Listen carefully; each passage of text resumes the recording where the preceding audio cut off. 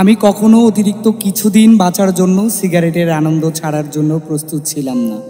আমি ভেবে রেখেছিলাম ডাক্তারকে বলবো আমি একজন লেখক, নিকোটিনের বিষে আমার শরীরের প্রতিটি কোষ অভ্যস্ত, তোমরা আমার চিকিৎসা করো, কিন্তু আমি সিগারেট ছাড়ব না।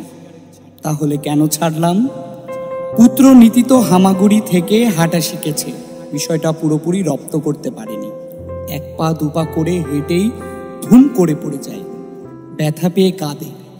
একদিন বসে আছি, টিভিতে খবর দেখছি, হঠাৎ চোখ গেল নীতিদের দিকে। সে হামাগুড়ি পজিশন থেকে উঠে দাঁড়িয়েছে, হেঁটে হেঁটে এগিয়ে আসছে আমার দিকে। তার ছোট্ট শরীর টলমল করছে, যে কোনো সময় পড়ে যাবে এমন অবস্থা। আমি ডান হাত তার দিকে বাড়িয়ে দিতেই সে হামাগুড়ি বাদ দিয়ে দৌড়ে হাতের উপর ঝাঁপিয়ে পড়ে বিশ্বজয়ের ভঙ্গিতে হাসল। তখনই মনে হলো এই ছেলেটির সঙ্গে আরো কিছুটা দিন আমার থাকা উচিত। সিগারেট ছাড়ার সিদ্ধান্ত সেই মুহূর্তেই নিয়ে নিলাম।